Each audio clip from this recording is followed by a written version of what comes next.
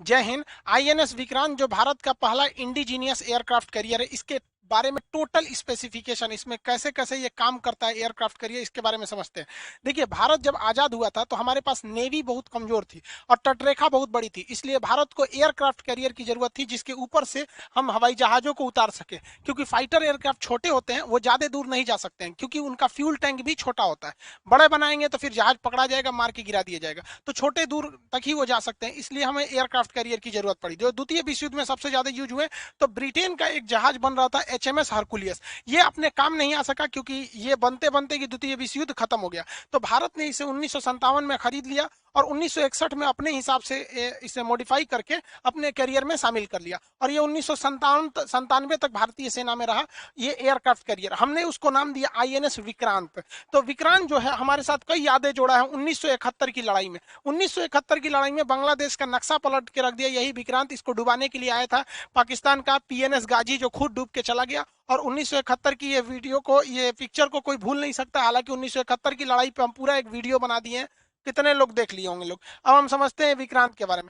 विक्रांत जब रिटायर हुआ तो इसे तोड़ दिया गया, हालांकि ये नहीं तोड़ना चाहिए था, इसे एक म्यूजियम बना देना चाहिए क्योंकि इसने पाकिस्तान के दो टुकड़े किए थे, इसे करना गलत था। हालांकि इसे डिमोलिश कर दिया गया यहाँ पर और इसके लोहे को, मतलब बहुत ज्यादा इसमें लोहा निकलता है, इस लोहे को बजाज कंपनी ने खरीद लिया था और उसने एक मोटरसाइकिल बनाया था विक्रांत। आप देखे होंगे उसका इस तरह से लोगो रहता है। हालांकि एक तरह से अच्छा ही काम किया, उसने कहा कि इसमें देश का लोहा लगा हुआ है विक्रांत जहाज का। विक्रांत के डिमोलिश के बाद हमारे पास एक और था विराट, उसको भी हम लोगों ने रिटायर कर दिया। विक्रांत और विराट के रिटायर होने के बाद भारतीय नौसेना ने यूक्रेन से, जो पहले यूएसएसआर का था, आईएनएस विक्रमादित्य को खरीदा। ये क्यू क्लास का एक एयरक्राफ्ट कैरियर था, इसको हम लोग ने मॉडिफाई किया और इसे रखा। तो भारत जैसे इतने बड़े तटरेखा वाला, और भारत के दोनों तरफ दुश्मन है। अब यहाँ पे चाइना ने ग्वादर पोर्ट बना लिया, इसलिए उसका यहाँ से कनेक्टिविटी भी इजी है और चाइना इस साइड से भी। तो हमें दो एयरक्राफ्ट कैरियर की हमेशा जरूरत पड़ती है, एक एयरक्राफ्ट कैरियर से हो नहीं पा रहा था। तो हम लोगों ने एक दोबारा विक्रांत बनाया। अब आप कहेंगे सर दोबारा कैसे विक्रांत, वो तो टूट चुका था। तो समझिए कैसे। आप बाहुबली मूवी देखे होंगे, हई बकलोलिया के चक्कर में बेचारा मरा गया, ही कटप्पा मार दिया।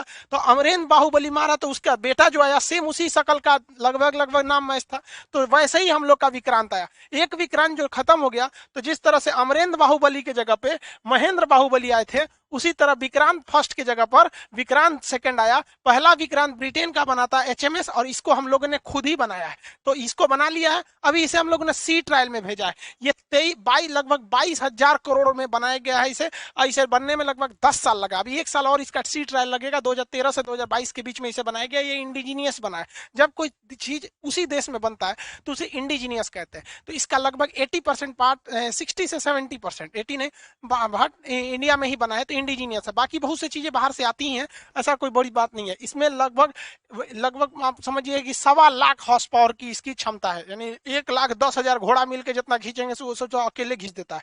2021 में इसका सी ट्रायल होगा। इसे कोची शिपयार्ड लिमिटेड ने बनाया है। कोची शिपयार्ड लिमिटेड भारत का सबसे बड़ा शिपयार्ड है जो बड़े बड़े जहाजों को बनाता है। पहले इसे ड्राई डॉक में रखा जाता है, नीचे का पेंदी उदी बना दिया जाता है, सब कुछ हो जाता है, तो इसे समुद्र में उतार दिया जाता है। समुद्र में उतारने के बाद इसके ये एविएशन कॉम्प्लेक्स, ऊपर रडार वगैरह, इस सब चीज के ऊपर के डेक को बनाया जाता है। शुरुआत में जब ये ड्राई डेक में रहता है तो इसमें कुछ नहीं होता है। जैसे देखिए ना, इसका ये जो कॉम्प्लेक्स था यहाँ पर एविएशन कॉम्प्लेक्स, तो है ही नहीं है। तो पहले नीचे का एरिया बना दिया जाता है। जब पूरा बन जाता है तो इसे बाहर में खड़ा कर दिया जाता है। देख रहे हैं यहाँ पर, ये बहुत बड़का है कोची शिपयार्ड। यहाँ एक कोपचा टाइप का देख रहे हैं, इसमें सुसरा इसको घुसा देगा और इसका मेंटेनेंस करेगा। तो कोची शिपयार्ड बहुत बड़ा है, इसमें इसीलिए टाइम लगते हैं। नहीं तो छोटे मोटे जहाज में झमेला ही नहीं है। कोची शिपयार्ड को बड़का जहाजुआ बनाने में दिक्कत होता है, कई किलोमीटर मतलब लंबे होते हैं सर एरिया में। छोटका छोटका को तो सोचो टांग के उठा देता है कि चल चल जो उन्हें मछली मारना है यहाँ पर। आईएनएस विक्रांत को अभी बनाकर इसका सी ट्रायल में उतार दिया गया। इसकी लंबाई 860 फीट, 203 फीट इसकी जो विड्थ है, 184 फीट इसकी ऊंचाई है। यहाँ पर एरिया लगभग 2.5 एकड़ में है। सोचो उतना एकड़ जगह है यहाँ पर। टॉप स्पीड इसकी 52 किलोमीटर पर आवर है। ये 15,000 किलोमीटर जा सकता है। 196 ऑफिसर रख सकते हैं, 1149 इस पे सेलर रह सकते हैं। इसके अलावा इस पे ऊपर एविएशन क्रू रहेंगे, सब हेलीकॉप्टर रहेगा, उसके पायलट इंजीनियर, जहाजें रहेंगी उसके पायलट इंजीनियर। अभी ये सी ट्रायल में रहेगा। 1 साल तक, 1 साल में इसकी हर चीजों को जांच किया जाएगा, इसका ड्राफ्ट देखा जाएगा, जितना अंदाजा किया गया था उतना ही है या नहीं है, इसका टर्निंग रेडियस देखा जाएगा, क्योंकि जहाजों को युद्धक जहाज ऐसे बहुत जल्दी टर्न कर लेना चाहिए, इसका स्पीड ब्रेक को देखा जाएगा, इसका स्पीड ट्रायल किया जाएगा, और इसके पूरे 1 साल तक जब ये ट्रायल चलेगा, इसका एंकर रूम, एंकर कैसे गिर रहा है, क्योंकि ये एंकर जो होते हैं सब बहुत मदद करते हैं जहाजों को रुकने में और अचानक टर्न लेने में। फुल स्पीड में जहाज जाती है, एंकर गिरा दीजिएगा तो पीछे से टर्न कर जाती है अचानक। एंकर छोटा नहीं होता है, देख रहे हैं बाबा इसी में बैठा है टकलू यहाँ पर, तो बहुत हैवी होता है, इसका इमरजेंसी ब्रेक कह सकते हैं इसमें। इसके इंजन वगैरह की जांच होगी, बहुत हैवी इंजन लगाया जाता है इसके। इंजन को पास क्या किया गया, देखिए डीजल इलेक्ट्रिक इंजन लगाया जाता है इसमें। इंजन का जो शाफ्ट जितना लंबा रहेगा उतने जल्दी जहाज पकड़ी जाएगी, क्योंकि जितना लंबा ये इंजन का ये प्रोपेलर शाफ्ट आएगा उतने ज्यादा जहाज में वाइब्रेशन आएगी। जो इस पे एयरक्राफ्ट कैरियर रखे जाते हैं वो ऊपर नहीं रखे जाते, इसके नीचे वाले डेक में रहते हैं, सेकंड फ्लोर पर। और नीचे ले जाने के लिए यहाँ एक लिफ्ट लगा रहता है जिसे हम लोग एयरक्राफ्ट लिफ्ट कहते हैं, और इसी में जहाजों को रख के नीचे लेके जाया जाता है यहाँ पर। अब ये इसके बारे में भी कुछ लोग करें ये छोटा है बड़ा, इसको समझिए यहाँ पर। जैसे यहाँ देखिए ये ऊपर का डेक है, जहाज इसके अंदर रखी हुई है, लेकिन ये आईएनएस विक्रमादित्य का है। विक्रमादित्य के साथ खराबी क्या है कि इसका लिफ्ट सामने है। लिफ्ट सामने का होने की वजह से जहाजों को जितना बड़ा जहाज है उतने बड़े लिफ्ट करना पड़ेगा, जबकि आईएनएस विक्रांत जो हम लोगों ने बनाया है इसका लिफ्ट जो है वो सी फेसिंग की ओर, समुद्र की ओर। तो देखिए ये लिफ्ट जब सी फेसिंग की ओर रहता है तो ये लिफ्ट छोटा भी रहेगा ना, तो जहाज यहाँ ले आइए और जहाज का कुछ हिस्सा बाहर लटका दीजिए, कोई दिक्कत नहीं है। तो हम लोग का जो लिफ्ट है वो सी फेसिंग है विक्रांत का, दो दो लिफ्ट है। एविएशन कॉम्प्लेक्स जो ऊपर आइलैंड होता है उसके एक साइड इधर एक साइड इधर, दो लिफ्ट है। अब यहाँ देखिए यहाँ पर इसका ये लिफ्ट, इसका जहाज का इतना हिस्सा देखिए समुद्र के बाहर है, फिर भी कोई दिक्कत नहीं है यहाँ पर, क्योंकि ये सिर्फ इसी फेसिंग है। फिर इसको उठा लिया जाए, देखिए सारी जहाजें अंदर होती हैं, अंदर ही इसकी सर्विसिंग, मोबिल तेल पेट्रोल डीजल ये सब बंद किया जाता है, बदला जाता है, सर्विसिंग वगैरह सब अंदर होता है। जहाजे में फ्यूल वगैरह सब अंदर लोड कर दिया जाएगा, हथियार वगैरह लोड करके उसके बाद ऊपर ला दिया जाता है। ऊपर खड़ा है सब जो है सब ऊपर एकदम रेडी है सभी सब, और नीचे बात देखिए 2-4 को झांक रहे हैं सब इधर, सब अभी सर्विसिंग हो रहा है इसका। कुछ लोग का कहना है कि ये 9 मीटर का ही है ये लिफ्ट, अब किसी ने इसे जांचा नहीं है, सैटेलाइट इमेज के हिसाब से उन लोगों ने अंदाजा लगा दिया है 9 मीटर का है। इनका कहना है कि भाई देखिए इसमें ना मिग 29 के फिट हो जाएगा, क्योंकि मिग 29 जो के है नेवल वर्जन है, इसका विंग्स ऐसे फोल्ड हो जाता है, तो जब ये हैंगर में जाता है ना तो इसे फोल्ड करके नीचे चल जाता है, उतर के आता है, जब उड़ना रहता है तब खोलता है फिर उड़ जाता है। अब ये लेकिन तेजस भी आराम से फिट हो जाएगा, लेकिन जो अभी नेवी में सबसे तगड़ा चल रहा है F-18 सुपर हॉर्नेट, ये फिट नहीं होगा, राफेल भी फिट नहीं होगा। अब ये किसी ने नापा नहीं है। अब दूसरी बात, ना हमारे पास F-18 है और ना ही राफेल का नेवल वर्जन है, इसको आने में भी अगर 8-10 साल लगेंगे। तो अगर मान के चलिए ये फिट नहीं हो पाएगा तो हम इसे लंबा चौड़ा कर देंगे, तो आप कहेंगे सर उसके लिए 6 महीना टाइम लगेगा इसको अलग करना के। भैया इसको सर्विसिंग में भी 6 महीना लगती है, किसको, पूरी बड़की जहाजिया, तो 6 महीने मान के चलिए हमें इसे चौड़ा करना पड़ा, तो जब ये सर्विसिंग में जाएगी तो वहीं कह दिया जाएगा नेवी वालों से भाई इसको और चौड़ा कर दो। हालांकि इसमें कहा जा रहा है कि 11 मीटर का है, लेकिन ये बहुत बड़ा इशू नहीं है, जब जरूरत पड़ेगी तो हम लोग कर लेंगे। अभी हमारे पास कौन सा है, तेजस ही है, नेवल तेजस तैयार कर रहे हैं, मिग 29 की है। अब वो ये सब जहाज आएंगे 2030 के टाइम पे। हाँ ये बात अलग है कि लिफ्ट को बड़ा होना चाहिए, जरूरत से थोड़ा सा ज्यादा ही बड़ा रहना चाहिए। छोटे में अगर लिफ्ट छोटा रहेगा तो जहाजिया ऊपर फंस जाएगी। मान के चलिए लिफ्ट छोटा है, जहाज बड़ा है, इसे रख दिए इसी पे जहाज, लिफ्टवा नीचे चल जाएगी, ऊपर फंस जाएगा इसे। इसका जो डेक होता है इसकी मार्किंग को समझते हैं। देखिए ये रेड लाइन जो दिखा रहा है, ये रेड लाइन ये हैंगर एरिया है, यहाँ जहाजों को खड़ा करना हो रहता है, यहाँ जहाजें खड़ी रहेंगी, वो जहाजें खड़ी रहेंगी जो रेडी टू फाइट है, और ये तो हैंगर है यहाँ पर, इसके रास्ते अंदर नीचे चली जाएंगे। अब ये जो येलो लाइन है ये रनवे का लाइन है, इसमें 2 टाइप के रनवे होते हैं। एक शॉर्ट टेक ऑफ के लिए, यहाँ से जो टेक ऑफ करेगा जहाज उसको पूरे फुल पावर के साथ उड़ना पड़ेगा क्योंकि ये रनवे छोटा होता है। एक यहाँ रहता है, यहाँ पे थोड़ा ये लंबा रनवे होता है, दोनों में सेम जहाजें उड़ती हैं। लेकिन अगर मान के चलिए आप ही को 100 मीटर का दौड़ और 200 मीटर का दौड़ लगाना है तो एनर्जी में डिफरेंस आता है। इसको इसलिए रखा गया है 2 टाइप का कि ज्यादा से ज्यादा जहाजों को कम समय में उड़ाया जा सके। एक यहाँ से फटाक से उड़ान भरा, 2 सेकंड का गैप देके एक ठोक उधर उड़ा दीजिए यहाँ पर, और एक ही रनवे रहता तो दिक्कत होता। इस रनवे के अलावा यहाँ पर लैंडिंग के लिए ये वाला स्ट्रिप होता है, लैंडिंग वाला स्ट्रिप होता है यहाँ पर, इस पर जहाजें लैंड करती हैं। ये गोल वाला है हेलीकॉप्टर को उतरने के लिए है, यहाँ पर हेलीकॉप्टर वगैरह को। आप कहेंगे सर यहाँ हेलीकॉप्टर रहेगा तो लैंडिंग कैसे करेगा, हेलीकॉप्टर को उड़ा दिया जाएगा, लैंड करके फिर रख देते हैं, अपने यूज के हिसाब से होता है यहाँ पर। अब इसके लैंडिंग के टाइम पे पीछे अरेस्टेड वायर रखना पड़ता है। देखिए यहाँ पे जहाजें हैं, ये खाली पे है, इसमें भी खाली दिखाया गया है, जबकि यहाँ पर है पूरा हैंगर लोड है। यहाँ पर ये सारी जहाजें जो हैं रेडी टू फाइट पे खड़ी हैं सब। यहाँ पर ये यहाँ पर अभी रनवे के पास देखिए, यहाँ से ये टेक ऑफ के लिए रेडी है, यहाँ से टेक ऑफ कर सकता है यहाँ पर। जहाजों को आजकल उतारने के लिए कम जगह पे अरेस्टेड लैंडिंग किया जाता है। यहाँ 3 वायर होते हैं। अमूमन जहाज का जो पायलट होता है जब लैंडिंग करने के लिए आता है तो इन 3 वायर में से बीच वाले वायर में फंसाने के लिए वो ज्यादा प्रीफर करता है, क्योंकि पहले में अगर फंसाता है तो हो सकता है कि उधरे गिर जाए। देखिए जहाज में नीचे हुक लगा होता है, इसी को कहते हैं अरेस्टेड लैंडिंग। ये आता है और इसमें फंसा लेता है, और ये फंसाता है तो ये जहाज लैंड करती है ना इसी हुक के वजह से। और ये जहाज जो भी पायलट आता है फुल पावर के साथ लाता है कि बाई द वे अगर हुक ना फंसे तो वो वापस लेके उड़ जाए, और फंस गया तो खुद ही रोक लेगा। और पायलट को पता भी चल जाता है, वो फुल पावर से आता है और केवल चक्का टच करता है और वो सोचता है कि भाग जाए, और अगर फंस गया उसको लगता है कि नहीं नहीं भाग रही है तो समझ जाता है फंस गया है, रोक देता है, और नहीं तो लेकर फिर वापस उड़ जाएगा। कभी कभी नहीं हो फंसता है। पायलट को यहाँ पे लैंडिंग कराने में सबसे समस्या आती है, क्योंकि एयरपोर्ट पर लैंडिंग कराना इजी होता है, लेकिन यहाँ पे जहाज कभी ऊपर नीचे घूमते हैं, कभी ऐसे, कभी लहर मारती है, उस पर से जहाज मूविंग होता है, तो इसको एंगल मिलाना बहुत मुश्किल हो जाता है कि इसका एंगल कैसे मिलाया जाए। तो इस एंगल को मिलाने में टेकॉन रडार मदद करता है। ये ऊपर से ये जो रडार देख रहे हैं यही बताता है कि देख बबुआ तोरा लैंडिंग, तो जहाज को थोड़ा सा और ऊपर करो, नीचे करो, दाहिने बाएं। समझ जाइए कि ये जिस तरह से वहां पर आईएलएस सिस्टम काम करता है ना एयरपोर्ट पे, वहां पे ये टेकॉन सिस्टम काम करता है, और यही बताता है ताकि लैंडिंग आराम से इस पर किया जा सके और इजीली यहाँ पर अरेस्टेड लायर को फंसाया जा सके। इसके ऊपर ये वाला रडार को देखेंगे तो ये मेरीन रडार होते हैं, नेविगेशन रडार और मेरीन रडार। इनका काम क्या होता है, मेरीन रडार छोटे मोटे टारगेट को पकड़ते हैं,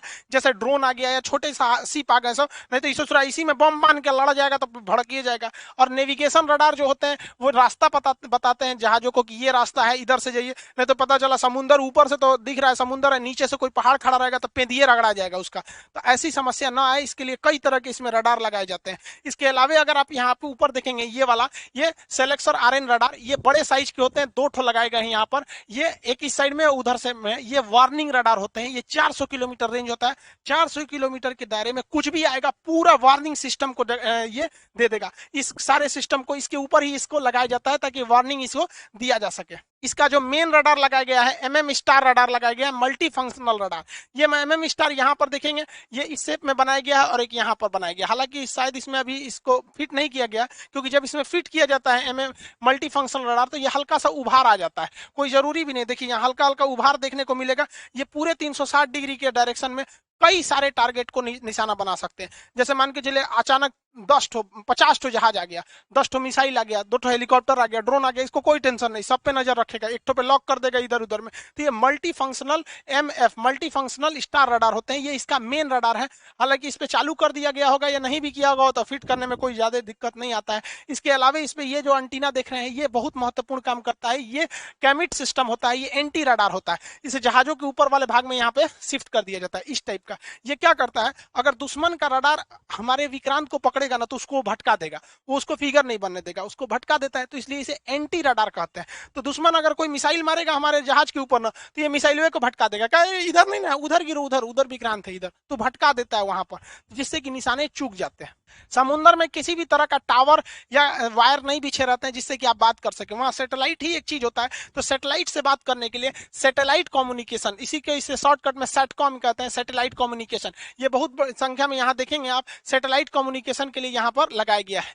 ये सेटकॉम होते हैं सब, जो सैटेलाइट से आराम से कम्युनिकेट कर सकते हैं अपने एरिया वगैरह को, कम्युनिकेशन में कोई खास दिक्कत नहीं आती है। सेटकॉम के अलावा इसमें सबसे जो एडवांस लगाया गया, एडवांस कंपोजिट कम्युनिकेशन सिस्टम होते हैं। ये बहुत ही ज्यादा नेटवर्क को कंट्रोल करके रखता है।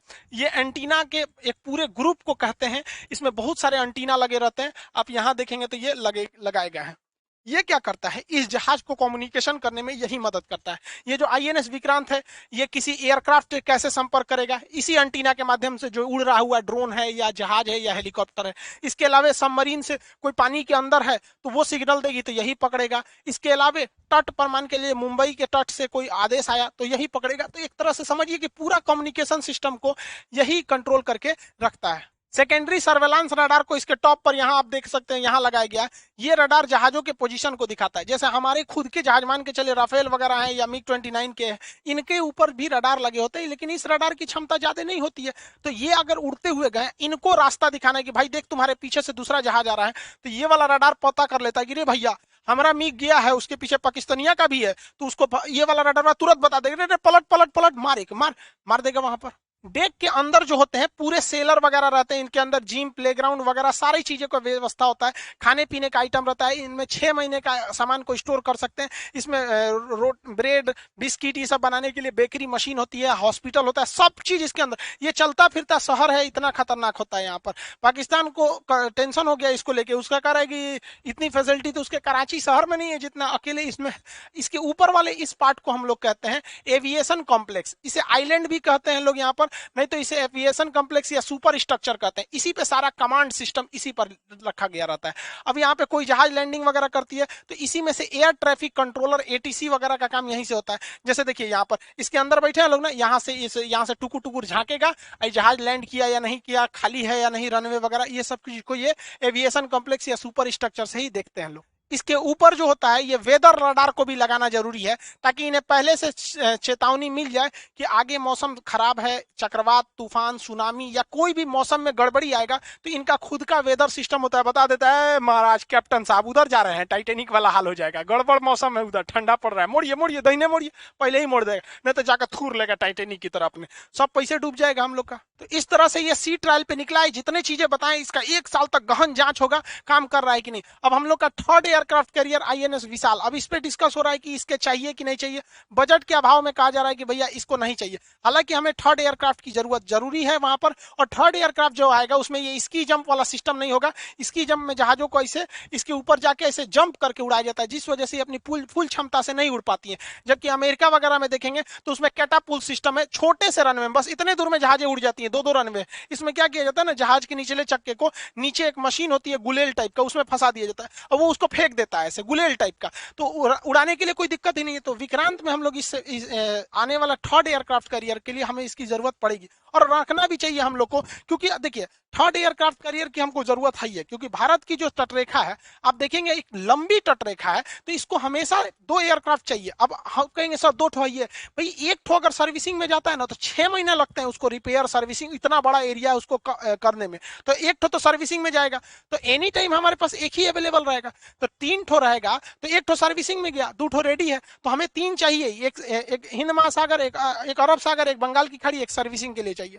और दूसरा हमें बनाने में जाता क्या है, वरना यूक्रेन का हाल हो जाएगा। दुनिया में सबसे ज्यादा एयरक्राफ्ट मतलब पानी वाली जहाजों को बनाया था यूक्रेन में, जब रूस जो था यूएसएसआर था, 1991 में जब यूएसएसआर टूटा तो इसके जितने भी वो शिपयार्ड थे उसको छोड़ दिया गया।